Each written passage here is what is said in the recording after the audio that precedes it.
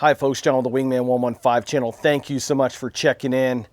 Today we're going to be doing a shootout with the Samick Sage versus the Martin Locust. Now, I get a lot of comments, emails, messages on the channel, on my social media, mostly on, hey John, is there a bow that is pretty much comparable to the Samick Sage in that price range?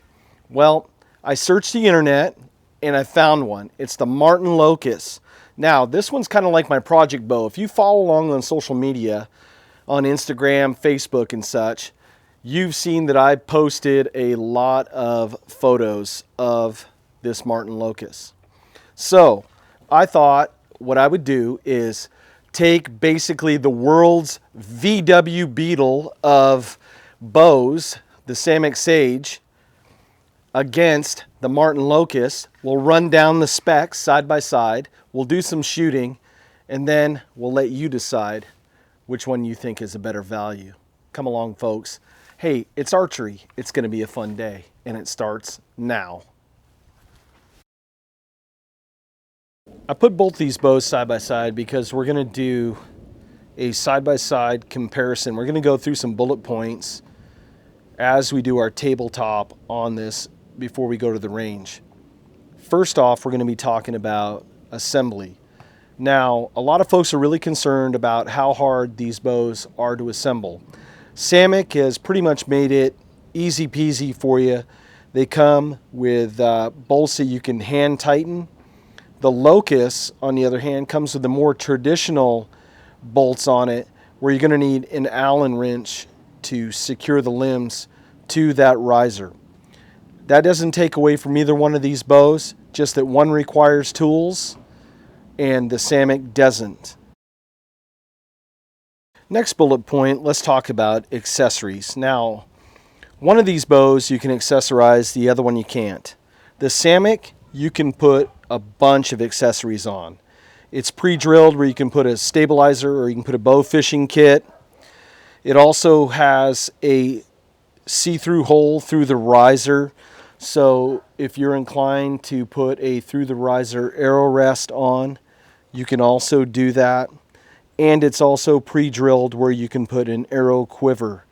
So you get a lot of ways to accessorize the Samick. Now, the Locust, it's not pre-drilled for any accessories. So you're going to have to shoot arrows just straight off the shelf, which means that you're going to have to use feathered fletching when you're shooting arrows. So it's not pre-drilled for any sights, any arrow rest, or a quiver. So that's a check in the plus column for the Samick. Now let's talk about some power and accuracy. First off, we're going to be talking about the Sage. It has an AMO of 62 inches, and it just gives you a wide range of limb weights, anywhere from 30 pound all the way up to 55 pound. So there's a little bit of something for everybody here with the Sage. You can hunt, you can bow fish, and you can competition shoot. I've done 3D shoots with this, and I've also deer hunted with this bow. It is capable of taking anything in North America at that range of poundage. Now, the Locust, not taken away from this, this is a 58-inch AMO. It only comes in draw weights of 40 to 45, 50, and 55 pound limbs on this. Now, this is also powerful enough to hunt, to bow fish, and to do competition shooting with. With bow fishing, though, you're going to have to put on a strap-on kit onto your riser, as it's not drilled for bow fishing. Let's talk about the weight of these bows, because weight is a huge factor whenever you're shooting a bow. If it doesn't feel comfortable in your hand and it weighs too much, you're going to be getting hand and arm fatigue, and you're just going to not want to use the bow. Luckily enough, both these bows come in the weight category very well. The Samick weighs in at 3.4 pounds. The cutout in the riser, right where the webbing in your hand goes, feels really comfortable. And surprisingly, this bow is just really well balanced. Now, with the Locust, You see how meaty this riser is. I was really surprised that this bow came in at just under 3 pounds. And that's really good because when I'm out there, I just got done doing a 3D shoot where there was 42 targets out on the range. And I shot this bow all day long, no hand fatigue at all. Yeah, I did put on a Three Rivers Archery posi grip on there. And I'm going to tell you that when you go to install one of these, it is a bear to install. But once it's installed, man, it just eliminates a lot of hand shock, a lot of fatigue. Not that this bow had a ton of hand shock, but it just really takes this bow to the next level, and it also looks really nice. Let's talk about the durability and how long lasting are the limbs and the riser on both these bows. Well, the Samick Sage riser is made out of a olive diamond wood and a maple, and the limbs are made out of hard maple with a layer of black fiberglass. So that lamination, I haven't heard of too many people having problems with these Samick Sages. I have seen a few photos of some delamination, but with as many as they sell, I mean, that's like less than 1/10 of 1%. So this has lasted me through some hard use and abuse. I recently took it out to the Modern Man rendezvous, and folks were just thrashing my poor bow all day, and it just took it. Now, the Locust, the riser, is made out of zebra wood and maple. And I like how they have that nice little line in there. It's just beautiful. The limbs are also made out of a hard rock maple core with a layer of black fiberglass. And yeah, I did put on my Limbsation's decals on there to kind of spruce it up and kind of give it a little mojo to make it my own. Now, a lot of folks are going to want to know what strings they can use with both these bows. The Samick, the limb tips are reinforced, so you can upgrade to a fast flight string, and I'm going to say you should do that because the strings that came on both these bows were just terrible. So you can run fast flight on both these bows. It's really going to kick up the performance on that. Both the limb tips on both these bows have been reinforced for that. I have a gentleman who runs a company by the name of Simply Traditional who custom made both these strings for me. And I just tell him how long I want them, how many strands I want, and he sends them out to me. Comes from the East Coast. I run them on all my bows, my long bow as well. They work really great. I'm sure a lot of people are going to be asking me what arrow I am using today. Well, the Samick's a 50 pound and the Locust is a 55 pound. So I'm lucky enough, I'm borderline, I can use the same arrow. This is a 500 spine gold tip traditional. It's got the traditional wood wrap on it. It's really cool looking. It's got the shield cut fletching. I'm kind of partial to that, just personal preference. And I'm using a 125 grain field tip. This is a bullet nose field tip. So I kind of can do a test on both of these bows with the same arrow to see the characteristics of them coming off the shell for the arrow rest.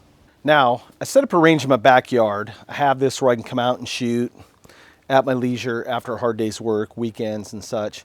What I do is I have a 5, a 10, 15, and 20 yard lanes that I can shoot. Today we're going to be shooting at 10 yards. I'm shooting at a 3D foam target, and I'm using a horse mat as my backdrop. I did a video on that. I'll leave a link in the video description below. We're going to start this party off with my Martin Locust. Now to get this party started with the Locust. Let's get her done.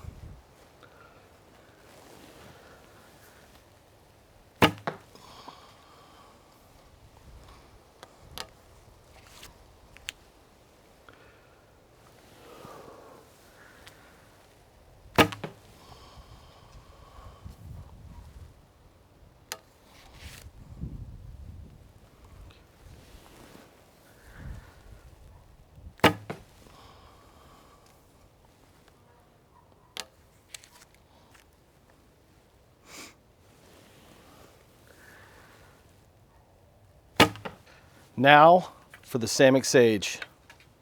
All right, now let's sling some arrows down range with the Samick. This was my first recurve that I purchased. I inherited my dad's Browning Cobra, but that's a family heirloom, and I just didn't want to come out here and shoot that day in and day out. And for the price range, this you can't beat it.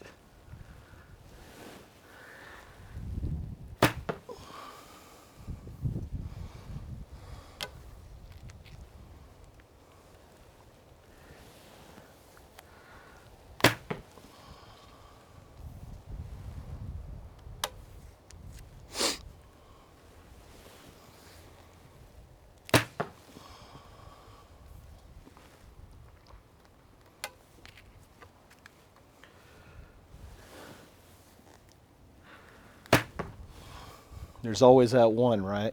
So I originally had my camera set up in front of me. Then I realized that the arrows were getting, quote, in the danger zone of hitting my DSLR. So I kicked it off to the side about 30 degrees. Hopefully you folks will get a better picture of how these two bows perform. We're going to be starting with the Locust.